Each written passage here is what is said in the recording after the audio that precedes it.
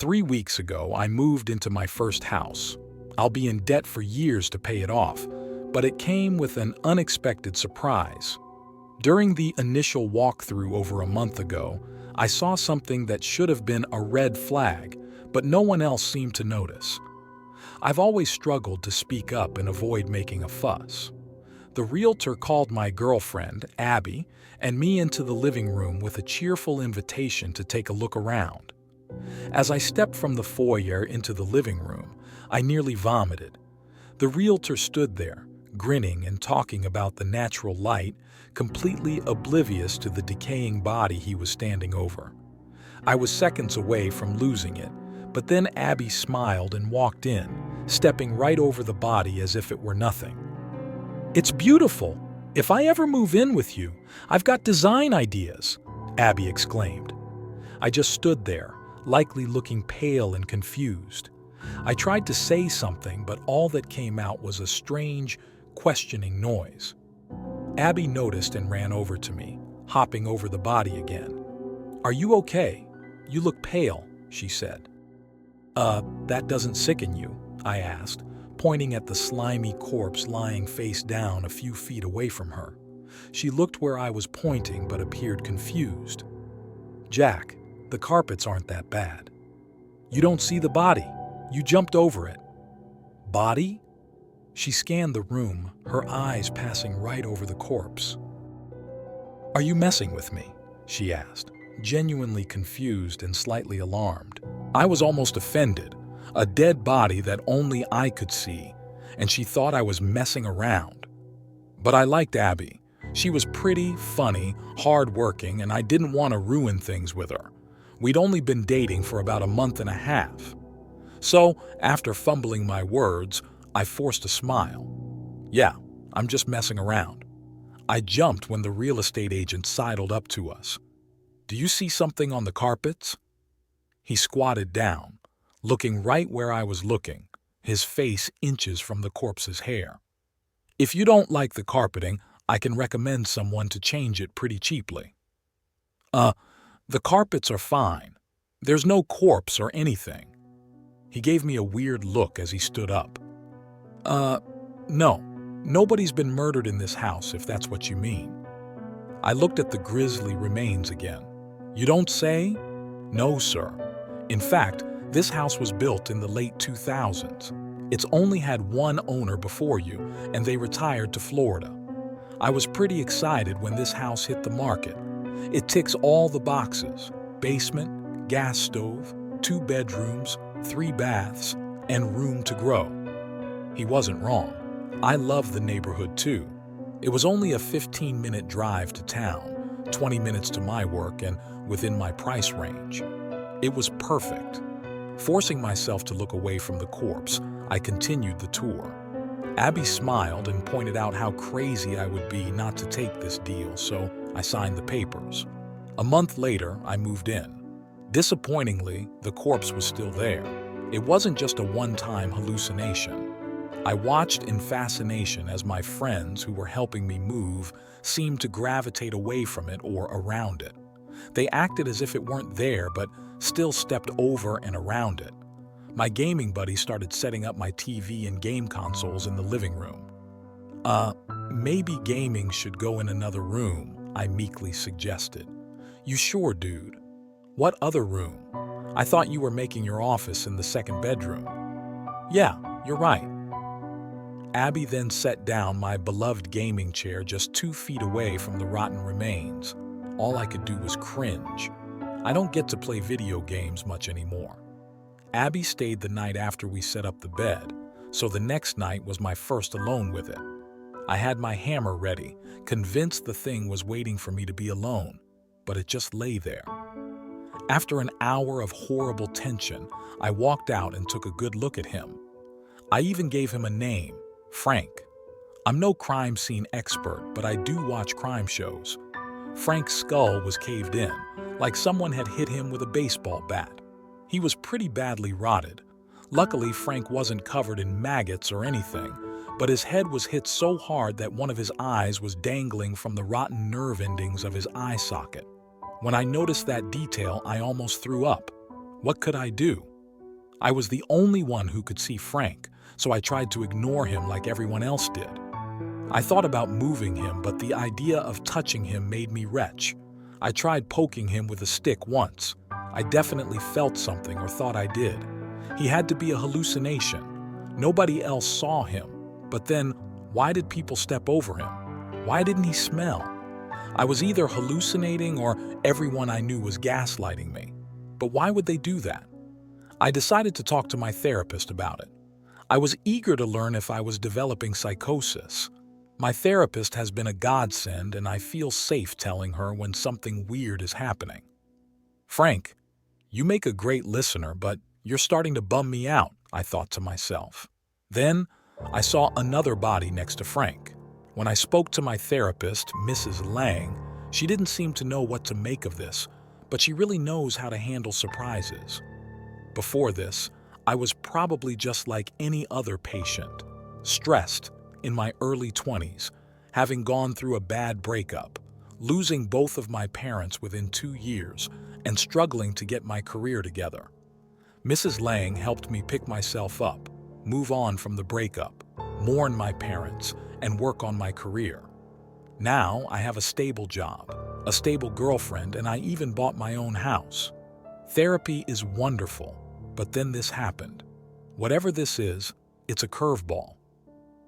I stepped nervously into her office and got comfortable on the couch. She welcomed me and sat down with her clipboard.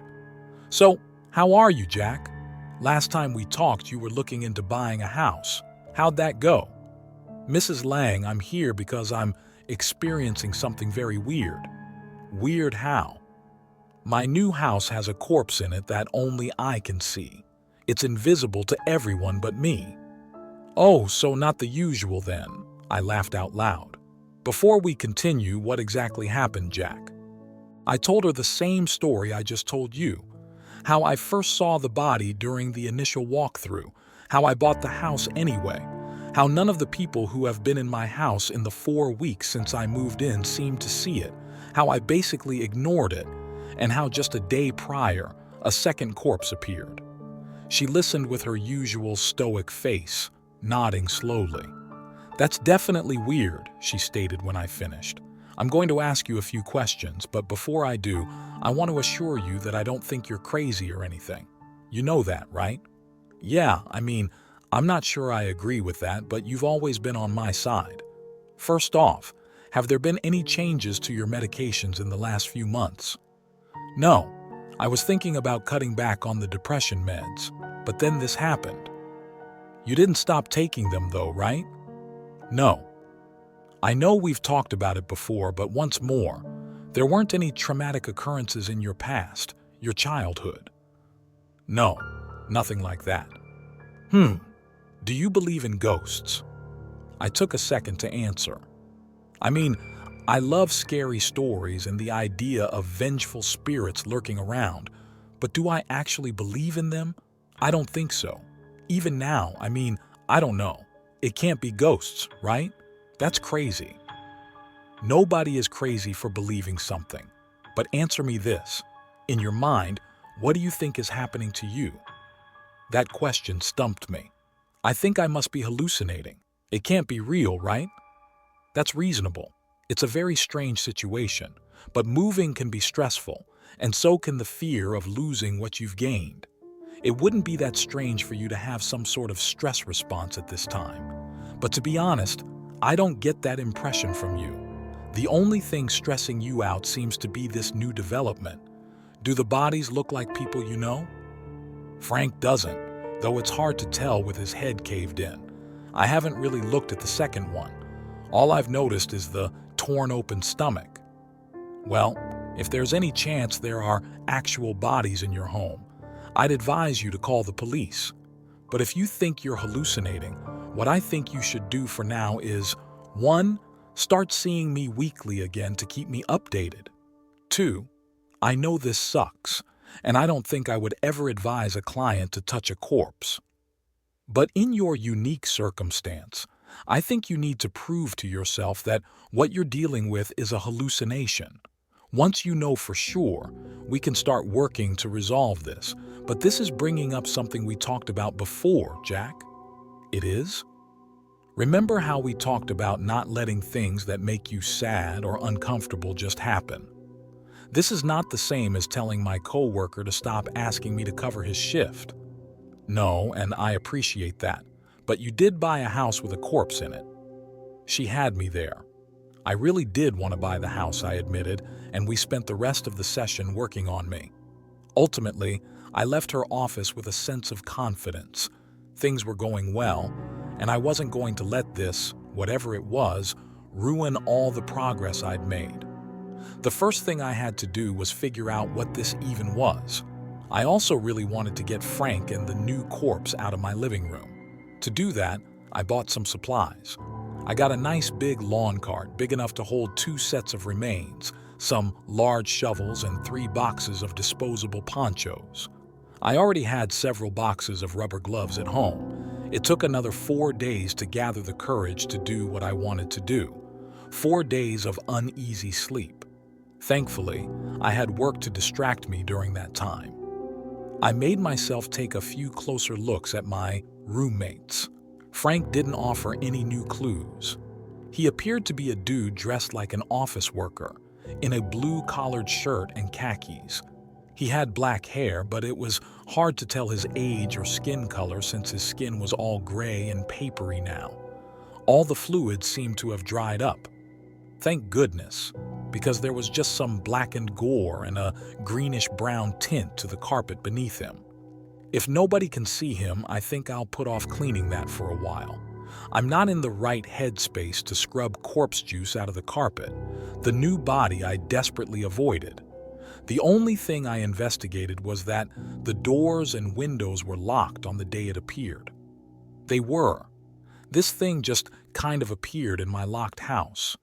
The only things I noticed were the dirty yellow top and the lack of stomach skin, with intestines all over her lower half.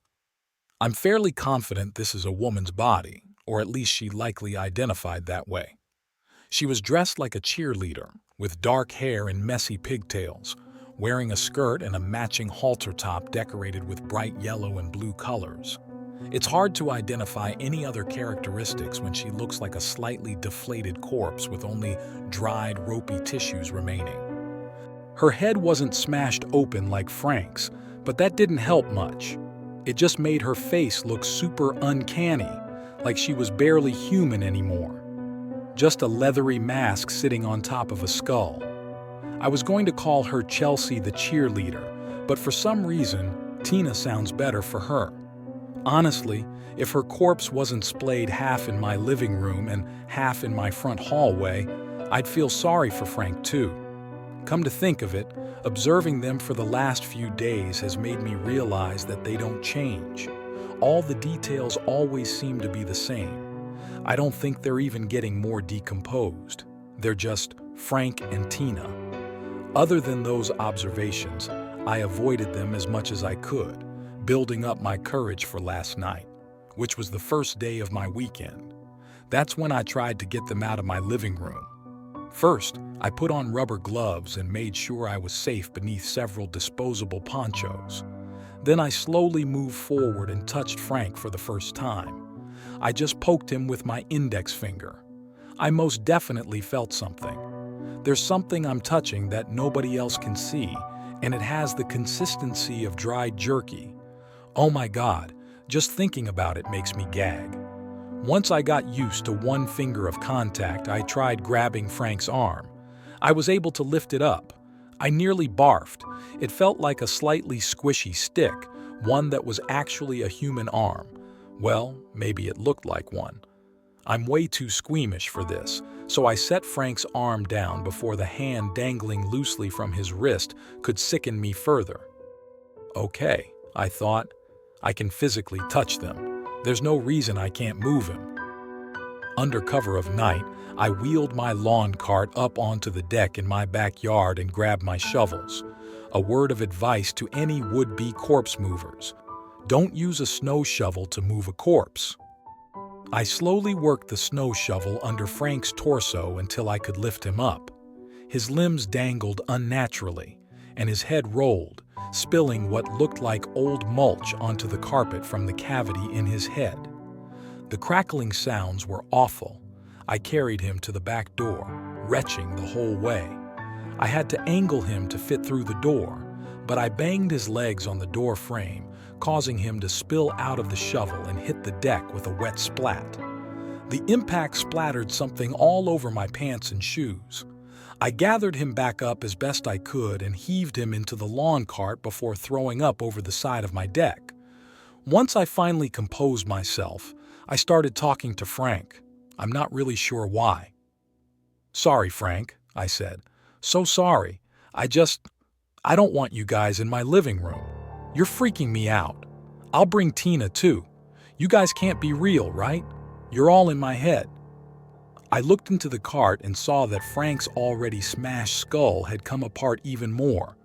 Somehow there was still an eye socket with a dead, squishy, milky white eye looking up at me accusingly.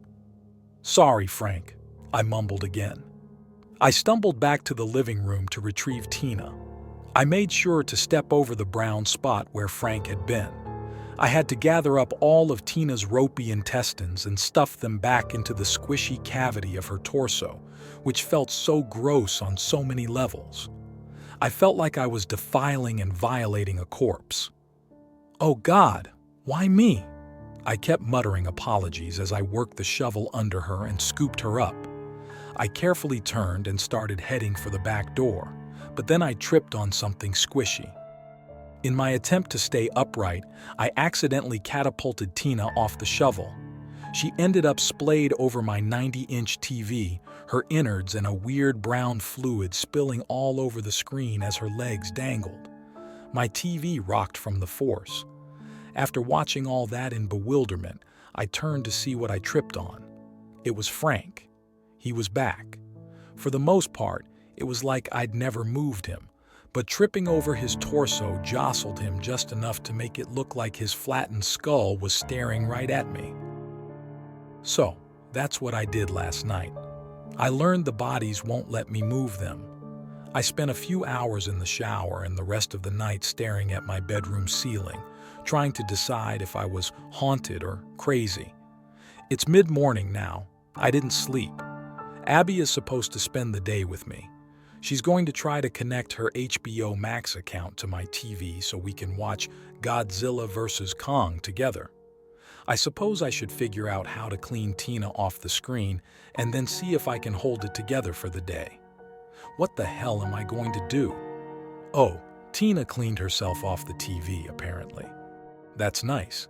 The corpses are back in their original spots, like nothing happened yesterday. I should move my lawn cart. The bodies are still here. Oh boy. Well, that was thrilling. Some things have happened in the last few days. For one, I think I'm in love with Abby. For two, the police showed up at my house. Third, and most alarming of all, I'm now 90% certain that the corpses in my living room aren't just in my head. All three of these things are scaring the ever-loving crap out of me. Last time we spoke, I was freaking out about how I couldn't move Frank and Tina, as well as my upcoming date with Abby. After writing, I sprinted through the house, cleaning as best I could. I was spared the horror of having to clean guts and corpse juice off my TV, which was a huge plus. I think I stopped briefly to plead with my spectral roommates. Please don't freak me out tonight. I'm sorry I tried to move you. Please let this date go smoothly. Abby showed up a little early, but that was okay. I tried to compose myself as best I could, but she could tell something was off as soon as I opened the door. "Hey, Jack, are you all right? You don't look so good." I might have gawked for a second. Abby isn't big on makeup, but she definitely applied some today. She looked beautiful. Her pretty blue shirt and the makeup really made her eyes pop. That reminded me of Frank. I don't look good. You look amazing." I was only half kidding. I felt genuine remorse that I hadn't put in the same amount of effort. She smiled. Did I make her blush? When have I ever made pretty ladies blush? "Sorry, I didn't sleep very well, or at all, last night. But come in. I've been looking forward to this all week. The date went amazing. We popped a pizza in the oven and shared a few glasses of wine. We got her HBO account working and watched the latest Godzilla vs. Kong movie. The evening was just too perfect. We debated whether or not to open another bottle of wine, but eventually she ran out to her car and got one. I risked a quick glance at my rotting roommates who had been quiet spectators all evening. "Thanks for keeping quiet," I whispered. Abby partially stumbled back in, landing in my lap on the couch, and giggled up at me. I thought to myself how lucky I was, corpses aside. Then she spoke. "Jack, before I have any more to drink, there's something I want to say." "Uh-oh, you sound serious," I replied. She playfully sucked my arm before sitting up and turning to face me, looking me in the eyes. "I really like you, Jack. These past few months have been a lot of fun. I've had some crappy relationships in the past, but I've never been this excited just to spend time with someone. You're sweet, you respect my boundaries, you're self-sufficient, you put up with my boy band obsession, and most importantly, you're not a crazy person." That one hit me like an ice lance to the heart. All the warm, fuzzy feelings that had been building almost snuffed themselves out completely. But I couldn't bring myself to speak. I finally mustered my courage. "Abby, after everything you just said, you have no idea what it all means to me. You put up with my quirks, and we just click so well. But I've struggled in the past with just letting things happen, and I have to tell you something." She cocked her head, but her face was hard to read. "I might be a crazy person," I said. She laughed. "What do you mean?" "I see a corpse. 2 corpses in this house, and nobody else can see them." Her eyes widened a bit at that. I would have stopped there to gauge her reaction, but instead, the floodgates opened. Next thing I knew, I was spilling everything to her about Frank and Tina, including my grisly attempt to move them the previous night. She listened stoically until I was finished. "I was afraid to say anything. I didn't want to scare you or anyone. I have no idea what's going on or why I'm seeing them. I'm seeing my therapist and doing everything I can to make them go away." She put a finger to my lips. I think she meant to silence me, but in the end, she just stuck her finger into my gums. "That's what matters, Jack. You're working to fix it, and you haven't asked me to shoulder any other burden. I'm sorry you've had to deal with that alone. It's a weird one. Are they in the room with us?" "Yeah, Frank is right next to my chair." She looked towards the spot. "What about the cheerleader?" I pointed towards the hall. She looked there too. "Oh man, that gives me chills. How could you ignore them?" "I just keep insisting to myself that they aren't real. Besides, I wasn't going to let them ruin the evening." She looked back at me and stared thoughtfully for a moment. "Okay, Jack. As long as you keep getting help, this isn't a deal breaker. In fact, I'll be glad to support you through all this. Maybe you've got ghosts." "Ugh, maybe. I can't decide which is worse, haunted or crazy. Whatever the case may be, you're Jack, and I still really like you." "Hold on. For the sake of full disclosure, I have a confession to make too." "Oh God, what could be worse than a literal skeleton in the living room?" She actually looked away from me and gave a nervous sigh before she continued. "When I was in high school, I had a really bad relationship with a guy in college. He was cruel, selfish, and manipulative." "Did he hurt you?" I asked after she paused. "No, I got lucky. My mom somehow got the message through to me that this guy was bad news, so I sent him a breakup text and tried to just pretend it never happened. But that guy, his name is Sherman, he didn't give up. He showed up at my house and wouldn't leave until my parents called the cops. He stalked me on social media. I blocked him and so many others that I'm pretty sure were also him. Then, later on, he figured out where I went to college. Finally, after trying to corner me in a classroom, I was able to successfully get a legal restraining order. I hoped that would be the end of it, but it wasn't. I can't prove anything yet, but I've seen signs of that. Weird anonymous comments online, little notes in odd places, and I swear I see him sitting in cars sometimes. He might know where I live. Abby was clearly upset by the time she finished her story. I'm sorry, Abby. That's really creepy. Yeah, well, you know now. It's something you might have to deal with if you want to stay with me. That's what sucks the most. This makes me drag him through my whole life. What do you mean? If I bought a house with corpses in it, you really think a creepy ex is going to stop me? She smiled. If you're willing to support me, I'd be glad to support you too. The rest of the night was magical. I honestly forgot about all the stress in my life. But at about 4:30 in the morning, we were rudely awoken by a blood-curdling scream. It pierced our warm little bubble and ripped us awake. What the hell? Abby shouted. All I could do was make weird noises and whimper. I scrambled up, trying to figure out what to do. You heard that? Yes, someone screamed. I think someone's broken in. That hadn't even occurred to me. I just assumed Frank and Tina were punishing me for having a good time. Stay here?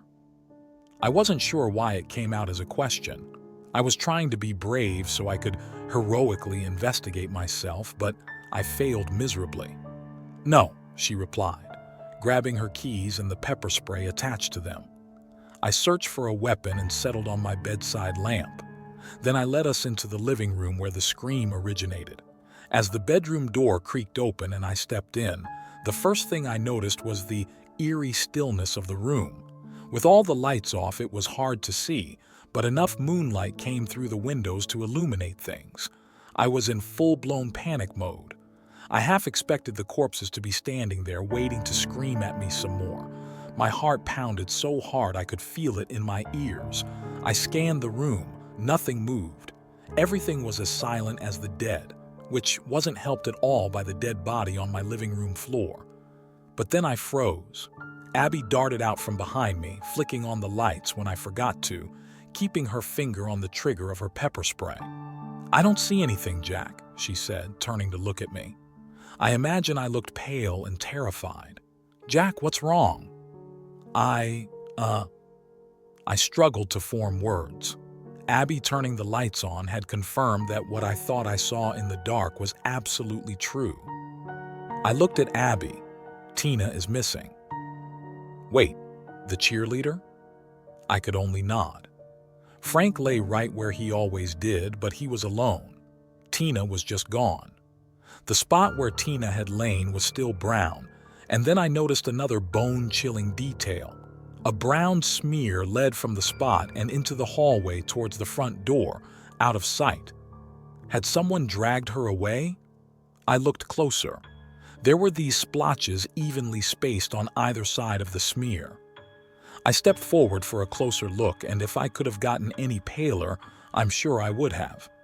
The splotches were handprints.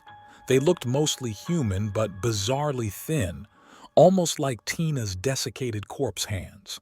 I looked back at Abby. I couldn't get another word out. What is it, Jack? She put a hand on my shoulder and it made me feel a little better. I think she crawled away. Abby's eyes went wide. She was scared too now. Why wouldn't she be? Okay, where did she crawl? I cautiously approached the hall to see where the prints led. I actually did shriek then as I rounded the corner and spotted the figure on the ground. It was Tina. She lay on the floor face down, which is not her usual pose, just as dead and unmoving as she always was. The crawl stain and handprints led right to her, but she just lay there in the middle of the hallway, about 10 feet away from her normal spot. Only after I'd stared for a moment did I realize the front door was wide open. The door's open, I said, and I found Tina. That corpse thing is freaking me out. Yeah, me too. Abby gathered her wits before I did. She stepped into the hall and looked around. Okay, I still don't see a body, but you're right. The door is definitely open. Also, what's this? She walked down the hall as I sheepishly followed her. She bent over and stared at a white, boxy thing lying under one of Tina's hands. "Is that a camera?" It was. "I think it's some sort of hybrid of digital and Polaroid." "Yes, call the police. Tell them you think you've had a break-in." "What? Why?" "My stalker ex had a camera like this." "Oh, why did Tina grab the camera?" "Tina grabbed it? Her hand is on it? Seriously, call the cops and don't touch the camera." "What if they see the body?" "I don't see it. Why would they?" I almost continued to argue, but damn it, I have to stop letting things happen, right? So I called the police. A patrolman arrived about 15 minutes later. The early morning sun was starting to come up. When he arrived, he knocked on the door, shouting, "Open up, police!" I'm pretty sure it was just in my head, but boy, did he sound accusatory. I nervously opened the door for him. "Sorry to bother you this morning, sir, but we've got a slightly unusual situation here. I understand that you called to report a break-in?" "Yeah, we heard a scream or something at like 4:30 in the morning. Oh yeah, Abby. My girlfriend spent the night here." Abby stepped up beside me as I spoke. "We went to investigate. We found the door open and that camera on the floor." I nervously pointed back towards Tina, praying the officer didn't see her like I could. "All right, ma'am. Can you corroborate all that?" "Yeah, that's what happened, officer. I have to admit something, though. I might have left the front door unlocked last night. I don't remember locking it after I came out to my car." "You still had an uninvited intruder who screamed and dropped that camera, right?" "Yes, sir." The officer kept jotting things down on his clipboard. "Okay, so here's the weird part. We got another call from a distraught individual a few seconds before we got yours. He claims to have seen a dead woman in this house, but he was small on the details. I don't have a warrant or anything, but would you mind if I took a quick look around?" Sure." I can't even describe how terrified I was. I think the officer noticed, but Abby stayed nice and calm. We stayed right there in the doorway while the officer stepped into the hall, eyeing the camera, then stepping right over Tina and into the living room. He didn't see her. I let out a relieved sigh. While we stood there waiting for a few minutes, someone started yelling, "Abby, get away from him! Abby, he's a killer! I'm saving you!" A man dressed in black clothes came running up to us. "Don't worry, Abby," he said. "Stay back, Sherman," she shouted. "Abby, the corpse," I said. "Stay back," she shouted. "You ungrateful. I'm saving your life. What's going on up here?" The officer had returned. Sherman began shouting before anyone else could. "Officer, I'm the one who called the police about the murders. Arrest him and get her out of here." "Sir, I'm going to need you to calm down. Why don't you explain to us what happened?" "What's there to explain? The body's right." He suddenly looked confused as he peered past us into the hallway. "It was right there in the hallway. I was just looking at it." I quizzically looked back. I still saw Tina lying there in the hallway. "There's no bodies in this house, sir. It was right there. I just saw it. He moved it. Sir, he's been standing right here this whole time. Now why don't you explain to me why you came to believe there was a body in the hallway?" He paused. "Because you broke in." Abby finished for him. "No, you left the door unlocked. You clearly invited me." "No, I did not." "Then why did you leave the door unlocked? You needed me to save you." "I left the door unlocked by mistake, Sherman. You aren't saving me from anything." The officer quieted them both down. "Ma'am, do you know this man?" Unfortunately, I was granted a restraining order against him, which he is currently violating. "Is that so, sir? I'm going to need you to get on your knees and put your hands on your head for me." Sherman didn't cooperate, so the kind officer tasered him into submission, cuffed him, and escorted him away. Abby and I both had to go down to the station to give statements. I tactfully omitted the part about me seeing the bodies, too. I'd feel worse about that, but the officer picked up the camera. Tina had returned to her old spot by then, and he found it both on and with its password mysteriously unlocked. Within his image files were dozens of images of Abby. She wasn't aware of the camera in any of them. He'd been following her for months. The police found that suspicious enough that they searched his car and found duct tape, rags, and ether in his trunk. Who knows what that unassuming stain of a human being was planning to do, but he won't be able to haunt Abby ever again. There's more than enough evidence of conspiracy, along with violating a restraining order, breaking and entering, and filing a false claim with the police. I gave Abby some space but told her if she needed me, I'd be there. She came over a day later, and she hasn't left. So yeah, it's been a hectic week. I'll be scheduling another visit with my therapist to talk about all this. I think I know for sure now, though. Sherman saw Tina when he broke into my house to do whatever it was he was going to do. He saw the same dead woman in the same yellow cheerleader outfit. He even claimed that the dead woman chased him out of the house, that he'd screamed and dropped his camera as she crawled towards him, growling. The police used that as more evidence of lying, but I don't think creepy old Sherman was lying about that. Not that I'll ever say that. It has convinced both me and Abby that what I'm experiencing isn't just in my head. Something I can't explain is going on. There's some sort of ghost in my house. Apparently they can move more than I've been led to believe if they so choose. They seem to have done us a favor, but I can't help feeling scared. What if it was more of a warning? Boy, this past week has been messing with my head.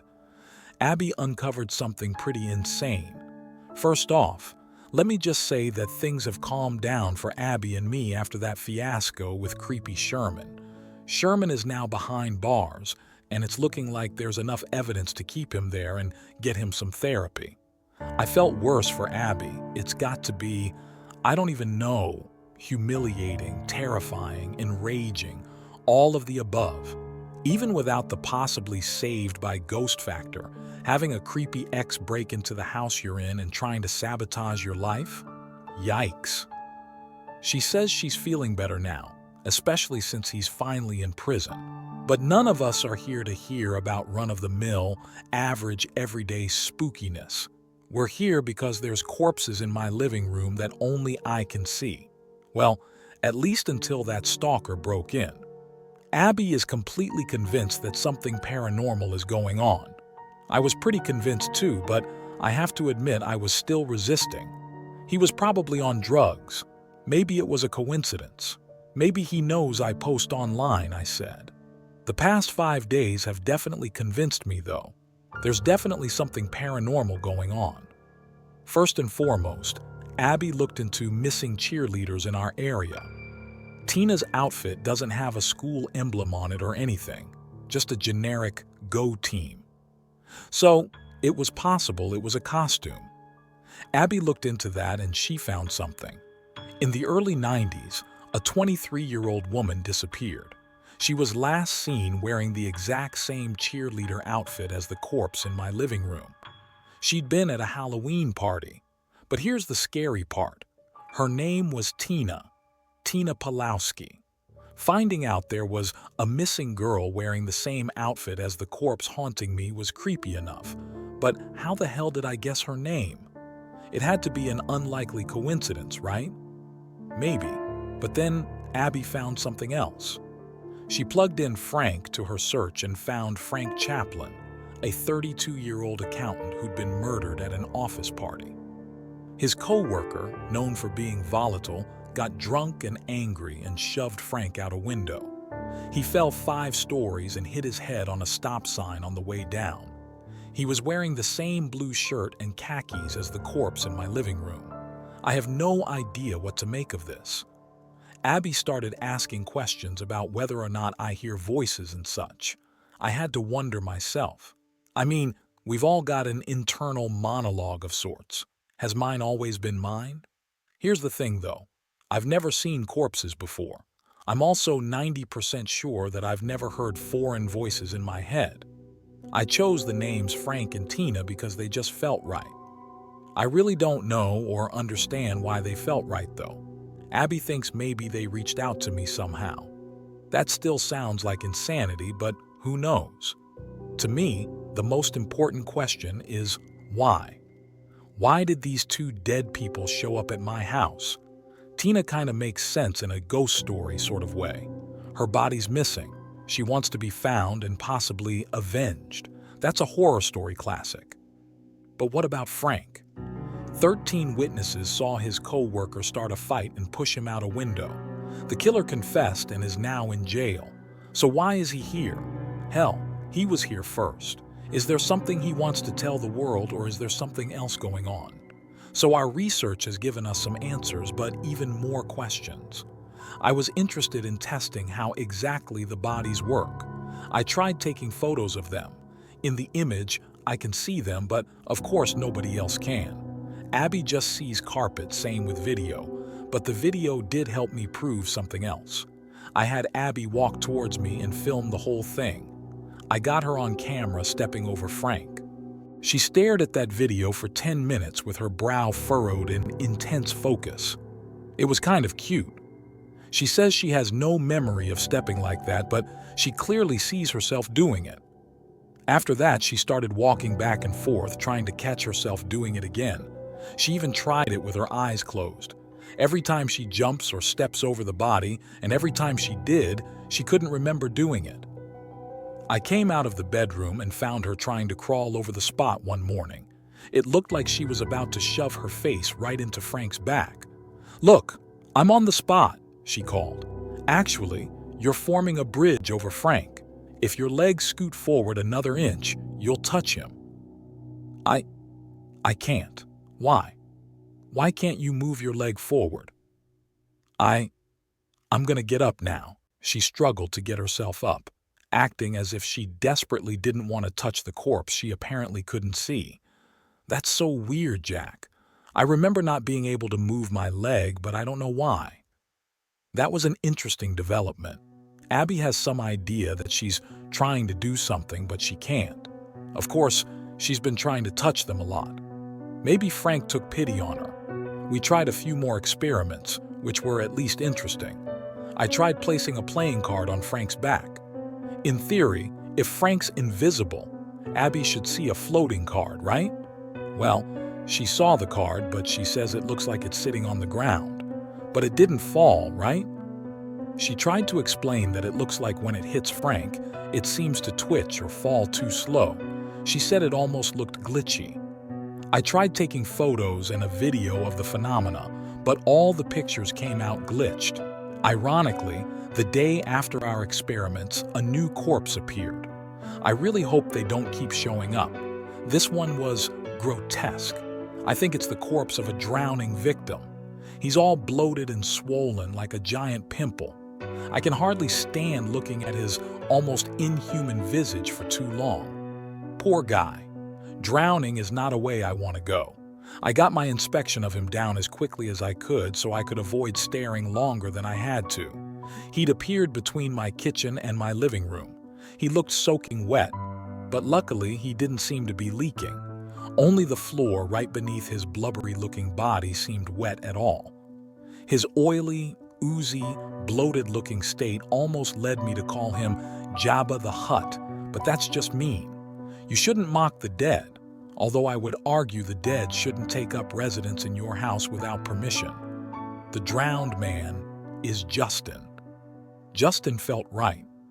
Abby did some web surfing and found a Justin Taylor who disappeared in the early 2000s a few towns away after going fishing. He'd presumably fallen overboard and drowned in a lake. His body was never found. I noticed something interesting, though. The bizarrely pale color of the bloated, papery skin around his neck showed me another clue. It's bruised. The bruising looks stretched, probably because of how bloated he is, but it definitely looks like handprints. I think Justin was strangled to death before being dumped in a body of water. See, this sort of ghost makes sense. The world at large doesn't know how he actually died. He has a widow he left behind. People still wonder about his death. That's another classic horror story. What the hell is your deal, Frank? But anyway, Abby and I were out of ideas by then, so she called a friend of hers who came to visit us the next evening. She was a poorly energetic woman who, just like Abby sometimes, really kicked on the eyeshadow. She'd gone with, like, a goldenrod color, and with her dyed black hair, she looked, I don't even know. She looked unusual, but I don't mean that in an offensive way. We invite her into my home. We made her feel comfortable before she promptly took out her smartphone and activated a recording app. Turning to me, she asked, "What's my name?" It struck me as odd. Abby hadn't disclosed it to me. "You can take a guess," she suggested. "Let's see if it works on the living." Impressed by her ingenuity, I mulled over her appearance for a moment. There was a faintly gothic aura about her. Lilith, I decided. She spoke into her phone. Subject's ability appears limited to interactions with the deceased. This could imply a locational haunting rather than a personal one. With a tap on her screen, she introduced herself. "It's Tiffany, not even close. But you really don't seem like a Tiffany," she joked. Requesting permission to record further, I consented, albeit curious about her line of questioning. She guided us through retelling the narrative, meticulously dissecting each detail with Abby and me. Next came the investigative phase, armed with an array of gadgets reminiscent of those seen in popular ghost hunting shows. The EMF reader, believed to detect electromagnetic fields generated by spirits, yielded readings only in Frank's vicinity, bafflingly absent around Justin and Tina. Then came the purple UV flashlight, purportedly capable of revealing spectral traces invisible to the naked eye. As its beam grazed Tina, both Tiffany and Abby gasped in unison. Transitioning to the spirit box, a device that scans radio frequencies for ghostly communication, I questioned the plausibility of spirits utilizing such technology. Tiffany remained skeptical, but proceeded nonetheless. Finally, she unveiled the Ovilus, a contraption claiming to facilitate ghostly dialogue through a pre-programmed word bank.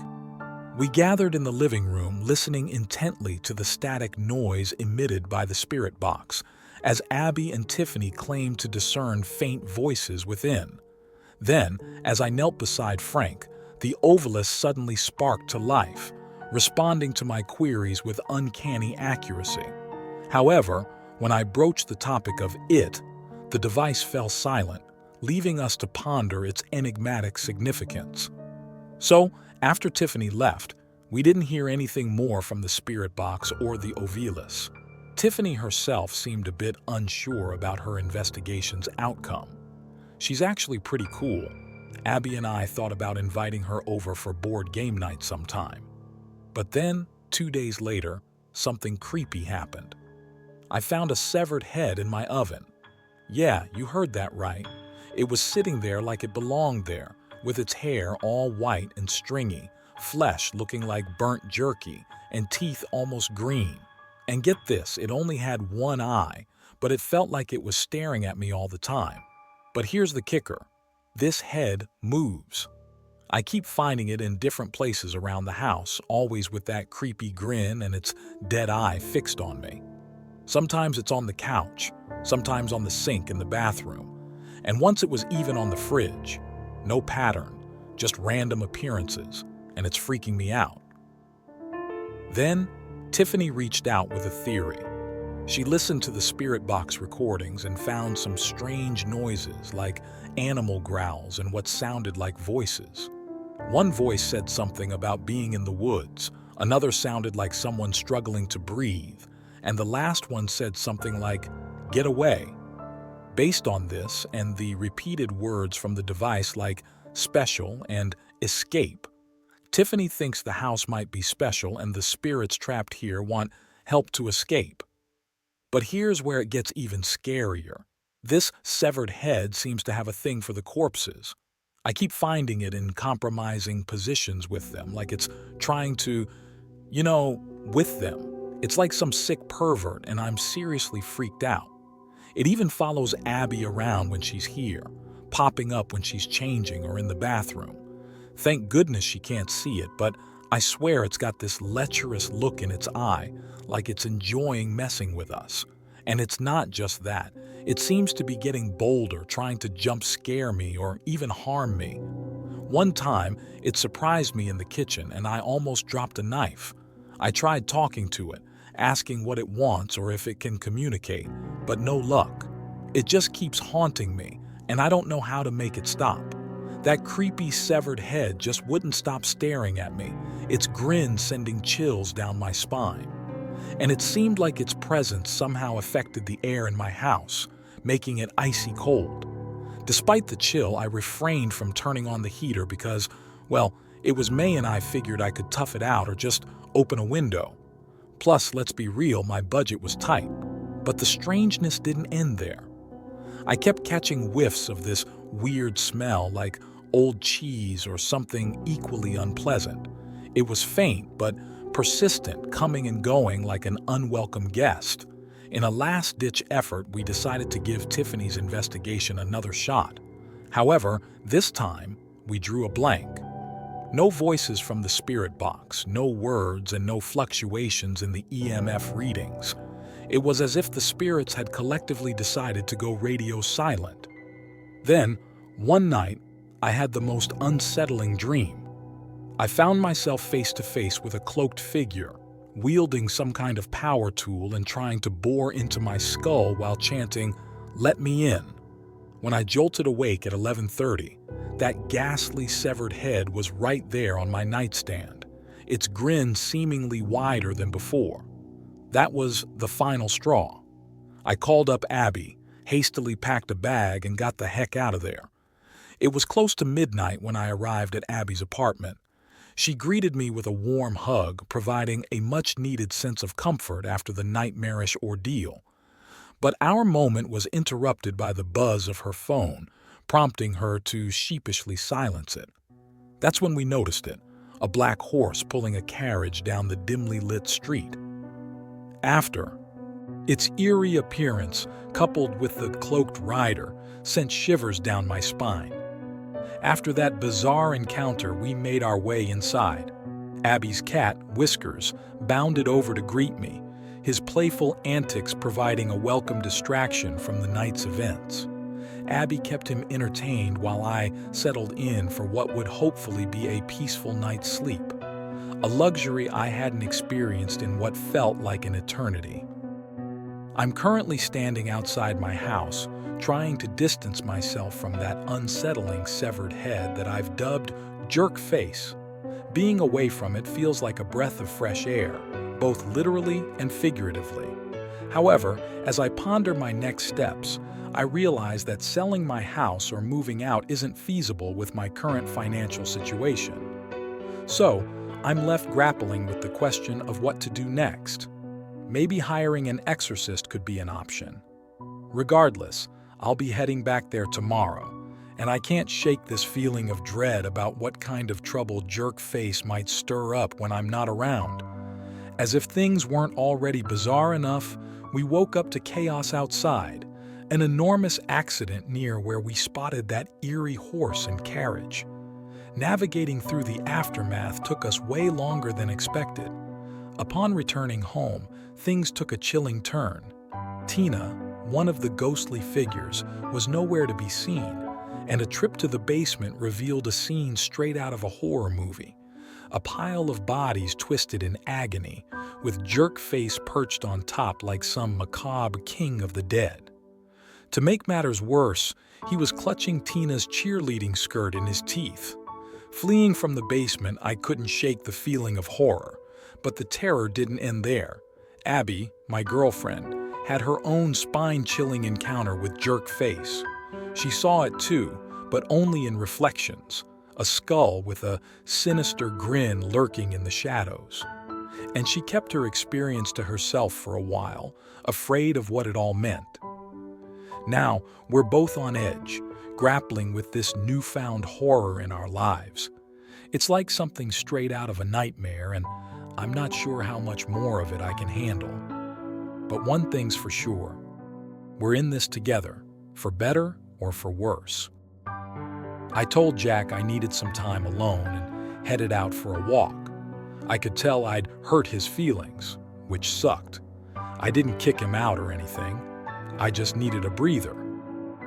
So I grabbed some pepper spray for safety and went to a nearby bar to have a drink.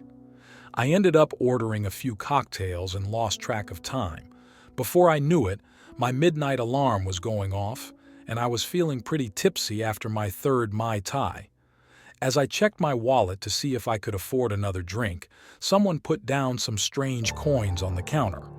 I looked up, and to my surprise, it was the woman from the carriage the night before. She smiled and sat down beside me. I remembered her from her unique outfit and the way she rode that spooky carriage. I greeted her, and she nodded, looking pretty with her green eyes and dark hair. She signaled to the bartender, and he came over. She ordered a drink for me, and I felt a bit flustered. It was a new experience for me, having a lady buy me a drink, but I could tell she was just being friendly. We introduced ourselves. She was Shaylee. I thanked her and asked what brought her to the bar. She gestured to her neck, indicating she couldn't speak. Then she pointed to her mouth, shaking her head.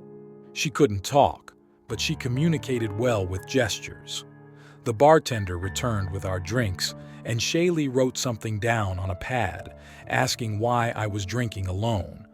I explained that I wasn't looking for trouble, just dealing with some unusual drama with Jack. Shaylee nodded in understanding and offered to listen. So, fueled by a bit of alcohol, I spilled everything.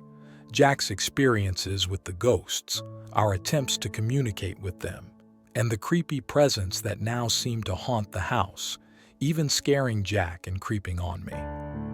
And I also confessed that I could see that little jerk face too. Shaylee sat beside me, sipping on her Guinness and listening intently. It's funny how someone who can't speak can be such a great listener. I couldn't shake the feeling that I might not be the best person in this situation. As I finished my drink and spilled out all my worries, the bartender magically appeared with another drink, a delicious strawberry daiquiri, on the house. He offered some words of wisdom, saying there's no shame in leaving if things get too overwhelming, even though Jack had been there for me during tough times. But he also pointed out that Jack doesn't seem to want anything in return, and maybe I didn't want to leave either. His smooth voice made me feel better, even though I was a bit tipsy. I decided to stick with Jack. I just hoped that creepy head thing wouldn't always be part of the deal. Shaylee smiled at me and wrote something down, passing me a note that said it wouldn't always be like this. I couldn't help but ask if she was a severed head expert, to which she just shrugged. She slipped a folded paper into my hand and left abruptly, leaving me a bit puzzled. The bartender offered to walk me home, which was a relief. But when we reached my building and I asked for his name, he vanished into thin air. It was creepy, so I hurried inside and went to bed. The next morning, Jack and I talked about everything, and I confessed my love for him once again. We read Shaylee's note together, which was cryptic but seemed to offer some guidance. It mentioned something about our house being a sanctuary for some spirits, but also attracting dangerous ones. It suggested using gold to ward off the danger, but warned that it would come at a cost. We were left puzzled by Shaylee's mysterious message and her sudden disappearance. But with a teleporting head in our basement and strange encounters at the bar, it seemed like just another day in our unusual lives. Shaylee seems a bit shady, to be honest. Okay, Shaylee was onto something. Jerkface is scared of gold for some reason. Take that, you little ghost troublemaker. Now I can fix my basement window, tidy up my house, and figure out what to do with all these corpses. But let's rewind a bit. It's been about a week since Abby's bar adventure. We haven't seen the mysterious rider or carriage since then. I did some checking. Our area doesn't have horse-drawn carriages as an attraction, and nobody's registered for it. So either Shaylee is otherworldly, or she's doing something illegal. Or maybe both. Either way, it's sketchy. We followed Shaylee's advice. Abby lent me some of her gold jewelry. I put on all the rings and the gold necklace chain before returning to my house. Even though it was bright and sunny outside, it felt eerie inside. The door creaked ominously as I pushed it open. It was cold, and I could see my breath. The bloodstains on the floor didn't help the atmosphere. In the living room, Justin was gone, leaving behind a black substance on the carpet. Frank was still there, but he looked even worse than before. Something seemed off about him. Was Jerkface eating him? Abby put a reassuring hand on my shoulder as I hesitated. We made our way to the basement. As we descended, the cold air hit us harder. Abby mentioned smelling something like old cheese. It was getting stronger, and it was freaking her out. We reached the basement, and there was the pile of bodies, with Jerkface sitting on top. But he wasn't grinning this time. His lips were curled into an angry snarl, and his eyes seemed to focus on Abby. Then something unexpected happened. Abby cried out in fright, saying she could see the head. Jerkface moved, his eyes shifting focus from me to Abby. It was unnerving. I stumbled back, holding up my hands adorned with gold rings. Jerkface seemed to react, its scowl intensifying.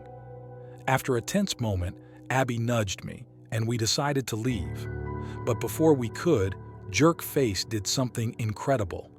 It lifted itself into the air, its mouth opening in a silent scream. It flew around us, crashing into walls and furniture, causing chaos.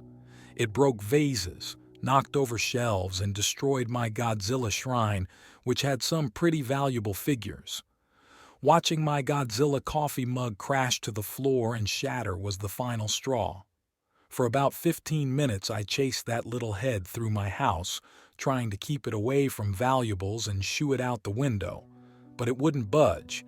Abby opened all the windows and doors, but it still wouldn't leave. Somehow, we ended up chasing it downstairs, where it slipped into a closet through the door. I ran in after it, then breathed a sigh of relief when Jerkface was gone. There's a small basement window in that closet, and it had been broken for a while. I hadn't noticed it while mowing the lawn because it's obscured by a window well. Anyway, Jerkface left the same way. I shut the closet door and left a gold chain on the doorknob, hoping it would keep him out. The effects of him leaving were immediate. First, the cold throughout the house began to disappear. Second, the pile of bodies scattered themselves. Most of them laid themselves out in the basement, while others appeared upstairs with Frank. Some looked grotesque, broken, burned, or barely more than bones. One unfortunate person had a pole through their skull.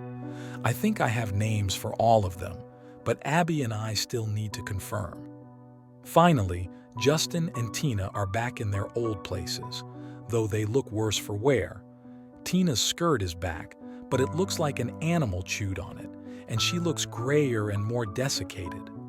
The rest of the day was spent cleaning up the mess Jerkface made. He broke picture frames, dishes, and knocked over plants. I panicked a bit when I couldn't find the centerpiece of my Godzilla shrine, a cheap plastic toy I've had since grade school. I found it across the room with a plant on top of it. A few days later, my house was back in order, aside from the corpses. Abby got Tiffany to help us research. We confirmed names for most of the bodies. They were all at or leaving parties late at night before they died, with a few exceptions. Some were murder victims, some not. Tiffany came up with a theory. Jerkface collects the dead, is afraid of gold, and somehow was at the center of everything. She used a metal detector on the walls, and we're waiting to see what she finds. Tiffany found something strange in a spot where we don't think there are any vents. She unscrewed a power outlet and fed a tiny camera on a tube into my wall. We discovered the bottom of a metal object seemingly nailed to the wooden beams. Tiffany identified it as an iron horseshoe. According to old Irish and Celtic legends, iron repels fairies, so hanging a horseshoe on the wall was a way to keep mischievous entities out. Luckily, the previous owners were superstitious. So, Jerkface is some kind of Celtic fairy being, but Tiffany dug deeper. According to old legends, a banshee's wails would summon a coach pulled by a black horse, driven by a headless rider. This being, called a Dullahan, collects the souls of the dead and carries them away in their coach. Innocents who encounter it can drive it away with gold, but those who watch too long risk losing their eyes or getting a bucket of blood thrown at them. From now on, I'll assume Jerkface is a Dullahan, or at least the head of one, but where's the rest of it? Those creepy coach and black horse bits sound more like Shaylee, but she still has her head. Abby thinks Shaylee's choker might be keeping her head on, like the old story about the woman with a ribbon around her neck. Abby noticed that every time she saw Shaylee, it was midnight. Is Shaylee also a Dullahan? What are two Irish death fairies doing in Middle America? And what is Jerkface doing to these souls? It doesn't seem like he's taking them anywhere. They're all from nearby, so why does he collect them? As I was writing, Abby spotted Jerkface outside my window. It lifted its skull to reveal a 6.5-foot tall figure, mostly rotted meat and bone, but imposing nonetheless. It wrote a message in the fog on the window, warning us to give it the souls or face its wrath. I'm not sure if I should trust it, but I just want my house to be normal. Tina saved us once, but Abby, Tiffany, and I need to talk this over. Maybe I should have waited for a different house. I've just let things happen, even when I know they'll hurt me. I really should make an appointment with my therapist. Spare a thought for Shaylee the Dullahan. She's a quiet lady who chose a very lonely job. She has a long trip home ahead of her. I don't think she likes humans much, but that doesn't stop her from doing her duty. I wish her the best, and I hope my old friend keeps her company. If you see her, try not to stare. It's not safe. Things came to a bloody climax 3 days ago, but now they're winding down. I'm still trying to come to terms with all of it. Abby has decided to move in with me when her lease is up. She started slowly moving her stuff over. Whiskers likes it here. He sniffs at the place where the bodies were. I wonder if he can sense something, but I'm getting ahead of myself. I should tell you what happened after Jerkface arrived with his threat. Abby, Tiffany, and I discussed what we should do at length. We all considered, but ultimately rejected that thing's proposal. Whatever it was doing to those bodies, it was definitely harmful. As much as I want them all gone, I'm not giving them to a monster. Based on our research, they were just regular people, saints and sinners alike. Jerkface made it clear it had little regard for them other than saying, "Those souls are mine." Once we made that decision, the next one was tough. Tiffany slept on my couch that night. I wouldn't want to go outside after seeing that thing either. The next day, we all had to call off work. I looked out the window and found that Jerkface never left. It stood there in the middle of my backyard, with its head under its arm, staring in at us. For some reason, I was the only one who could see it. Abby and Tiff saw it before, but not now. It just stood there, barely moving. The sunlight made parts of its meaty hide glisten. Scared as she was, Tiffany was excited. I've spent my whole life hoping for a hint of something supernatural. I'm a skeptic, but I don't want to be a damn skeptic. I want to find ghosts. You've got one. I just need to record it somehow. I couldn't blame her. If this was happening to me, I'd find it fascinating too. I let her set up a camera that pointed at Jerkface and then walked her to her car. She drove off for supplies. She was back a few hours later with more recording devices. I ran out with all the gold on me to help her, and when we got back, the jerk had vanished. "The flowers might have worked," Tiffany said. She guided me to her trunk. "Hey, marsh marigolds. They're supposed to keep the fae away too." I can't say for sure if it was the flowers that scared off the jerk, but I wasn't going to turn down the extra protection. We put them under my windows. All three of us spent the rest of the day going over everything we knew. We were trying to prepare, but we just had no real idea what we were preparing for. The corpses just lay there, devoid of answers as ever. I went into the basement and just shouted at them for help. You know, Tina managed to move when she wanted. Why can't the rest of you help? After a minute of that, I burst out laughing. It was all pretty absurd. Here I was, yelling at the bodies only I can see about pulling their weight in the fight against the magical, headless death fairy that runs from shiny objects. This is my life now because I didn't have the guts to say no when there was something weird about a house. As I sat there, stewing for just a second, I swore I felt something. It was the same sort of feeling I got when Abby laid a comforting hand on my shoulder.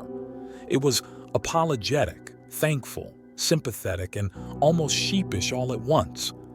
I didn't feel it physically, but I felt it all around me at the same time. And then it was gone. Was that just in my head? Or were the spirits here telling me, sorry we're putting you through this? Why am I certain that most of that feeling came from Frank upstairs? Before I knew it, night had fallen, and suddenly everything became eerie and foreboding again. It was a warm summer evening, but all the same, a cold mist seemed to rise from the earth. It curled around bushes, cars, and mailboxes and made pretty much every innocent shadow briefly look like a prowling monster. We ate dinner in silence and kept an uneasy watch on both sides of my yard. At some point past 10, the power to the whole neighborhood went out. Oh, Abby, Tiff, and I said it together. I used my phone's light to seek out my candles and flashlights, but before I could find them, a sound like the crack of a whip came from somewhere outside.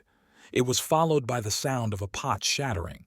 We heard the crack again, then again, many more times all around my house. I think it's attacking the plant pots, Abby whispered. Even if it kills them, it can't get in, right? I said back. The legend says no. But I honestly don't know. It's a legend. Who knows what's true and what isn't? Tiffany replied. We cowered closer when we heard the whip crack once again.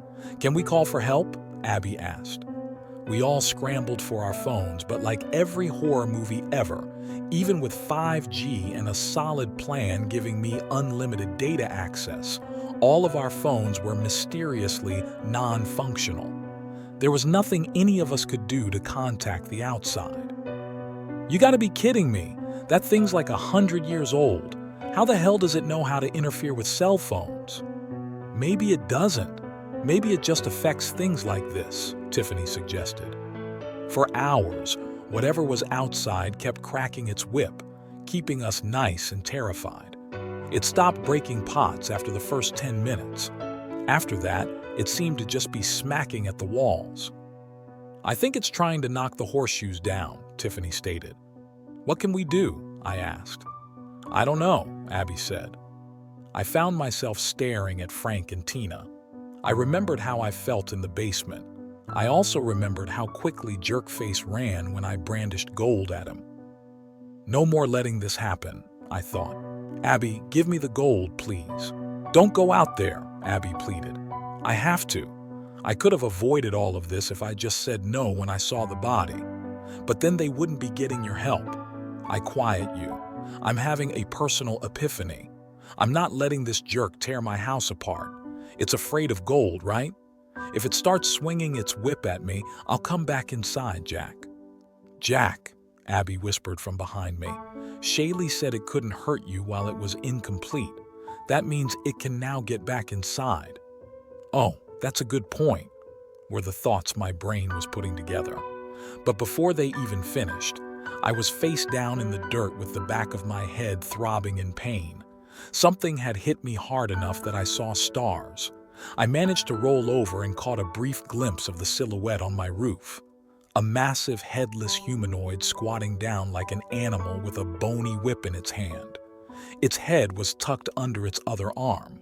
The gleam from some eldritch light shimmered off its one eye, making it glimmer in the darkness.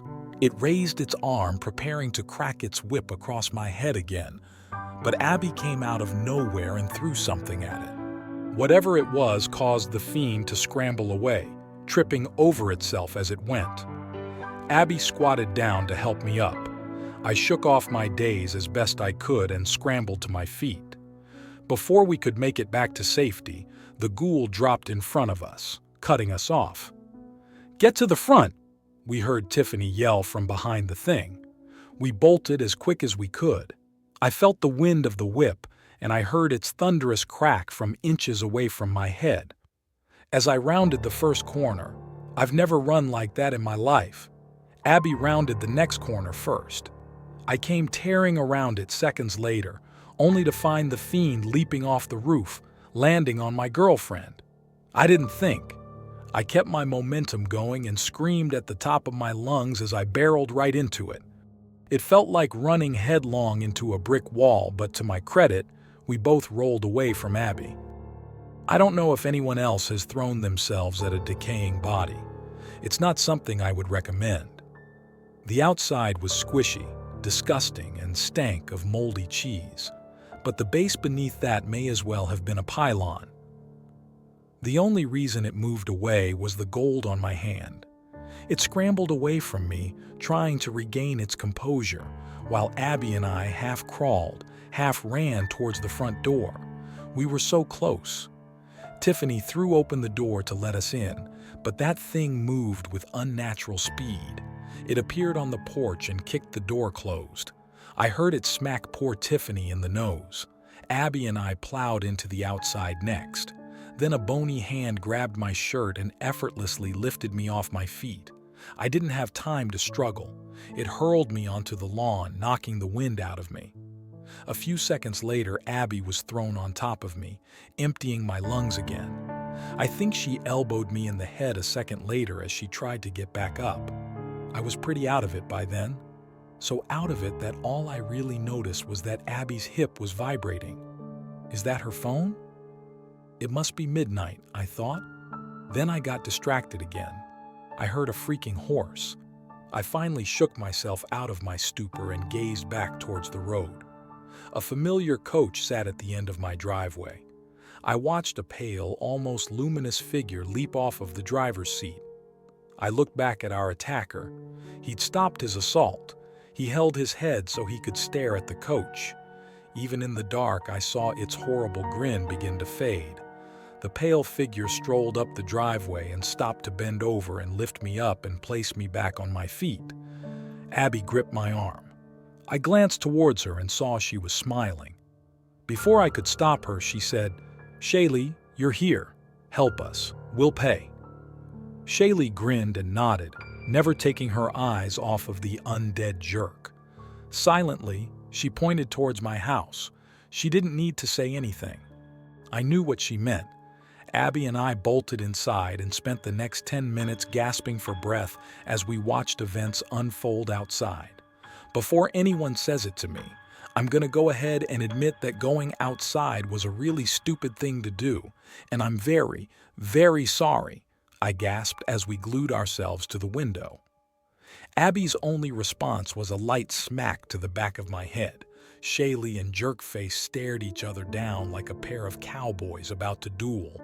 Despite standing a foot taller than her without a head, Jerkface actually appeared worried. I was musing on this when suddenly both of them moved. Jerkface raised his arm to crack his whip at Shaylee, who responded by ripping off her cloak and hurling it at him before darting away. The garment threw off his aim and distracted him. He finally tore it away and charged after her into the dark. "You think she can beat him?" Tiffany asked. "I mean, she's not falling apart like he is," Abby replied. "True, but he's huge. Also, who is she? Is that Shaylee?" "Yeah, why is she helping us, I wonder?" "I told her we'd pay," Abby said. "Wait, you told her you'd pay her?" "What? I don't know," Abby replied, the color draining from Tiffany's face. "I agreed to something with a fae without knowing what it is." "Yeah, we needed help. She just said it would be something precious." "Abby, that could be anything. She might make you pay with your life or Jack's life." Abby went pale, then, as did I. The terrified silence hung in the air before it was shattered by the crack of whips somewhere in the distance. The two beings' battle seemed to take them all over the neighborhood. We only caught glimpses of them in the darkened streets, a shadow here, the sounds of a whip or glass shattering there, and at one point, a car alarm went off somewhere in the neighborhood. "Guys," I asked after a tense 15 minutes. They both looked at me. "I can't believe this is real," I said. Maybe it was my head wound, but I was having some sort of existential crisis. Ghosts were hard enough to accept, but these two things, this is not the world I thought I was living in. "We'll get through this," Abby said, comforting me, but it wasn't the point. Even if we do, they'll still be out there. It's really hard to accept that the world is far different than you think it is. I actually slumped away from the front window and sat between Tina and Frank. "This shit's crazy," I whispered to nobody in particular. I got a response this time, the same sensation from the basement, just a feeling, empathy, sorrow, and a new one I can only describe as the desire to fix. Imagine you just heard a passionate speech from a reformed inmate who planned to make up for all of their mistakes. Furthermore, imagine you aren't skeptical about how serious they are. If you can imagine that feeling, that's basically what I felt. Then I suddenly knew what I had to do. I got up and ran to the other room, lighting the way with my phone. I grabbed the list of names we'd made of all the ghosts in my house. I scanned through it. Some of them were wrong, or at least spelled wrong. For some reason, I knew that mattered. I ran into the basement. I glanced away, feeling my head throbbing from multiple blows. I briefly wondered if I had a concussion. When I turned back, the corpses had disappeared, replaced by ordinary-looking people. A young man approached me, wearing office attire. "Sorry for the trouble. Thanks for your help. You're Frank, right?" "Yeah, I can't tell you much." He glanced up at Shaylee, who kept her head held aloft, watching the scene unfold. "I know you probably have a ton of questions. All I can tell you is that thing captured a bunch of us after we died. It's been feeding on us. It's also been trying to force us to have a party. I'm not sure what it thought we could do while, dead." "It wanted to have a party?" I asked incredulously. "Yeah, I don't get it either, man. So it went from party to party looking for dead people." "Yeah, like I said, I don't get it either," Frank replied. "Did it have a horse and coach?" "Nah, I think that's not his job anymore." Our conversation was interrupted when Shaylee cracked her whip. "Well, hopefully, this one isn't planning on abusing us too. Time for us to go. Sorry for barging into your house. It was the only place he couldn't find me. I guess I'll go be dead now." I watched with a mix of emotions as Frank waved goodbye and stepped inside Shaylee's coach. All of the ghosts stopped to thank me before following him. Tina gave me a hug. "You're a good man. Keep being good." My body's buried in the northern part of the park. I was killed by an obsessive stalker. They'll find all the evidence they need in Wesley Benson's trailer. I'll do what I can. Thanks for protecting Abby and me. I really hope you guys work out. You're super cute together." She kissed my cheek before hopping into the coach. Next came Justin. He shook my hand. "Thanks, man. I honestly don't know who killed me. I was attending a get-together with friends. It grew into a party. I wasn't supposed to be there. I was supposed to be on a business trip. I didn't want my wife to know I was a screw-up, but I never meant to leave her alone. They'll find me at the bottom of the lake. I'll see what I can do. I'm sorry you died." One by one, they thanked me and boarded the coach. How they all fit in there remained a mystery. I'll just assume it's a magic coach. When they were gone, I scanned the area for any sign of Jerkface. His body had vanished, but his head lay there on the ground, staring up at me. The crack of a whip made me jump. When I looked at Jerkface again, his remaining eye was gone. I glanced up at Shaylee, who still wore a mischievous grin. She spoke one more name. "Crumb Dum the Fourth, your time has come." Once the name was spoken, she casually put her head back on her neck, and soon, A relatively normal woman stood in place of the insidious being.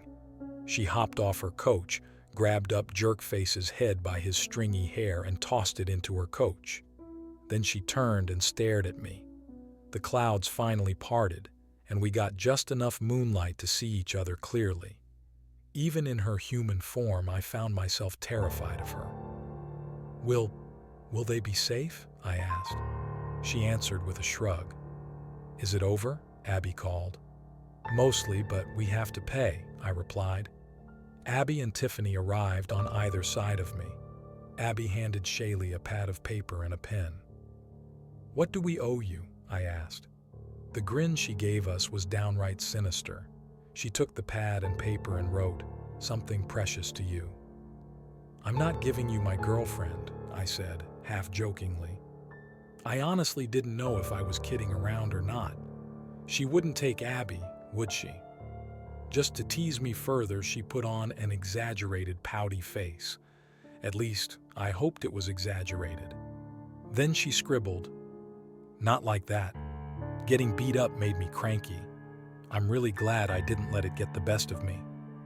I had a thought. I ran inside. It took a good 5 minutes to actually talk myself into it. When I came back outside, Tiffany raised an eyebrow at me, but Abby seemed to understand. "Shaylee, this is Godzilla." I held up my cheap old toy. "He's been with me since grade school. When I was little, he saw many battles and he always came out on top. But sometimes he needed help from my stuffed dog. He's seen me laugh. He's seen me cry. He's seen me when my family fought.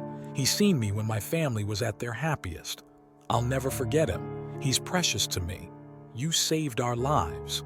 Shaylee cocked her head as I introduced my cherished old friend.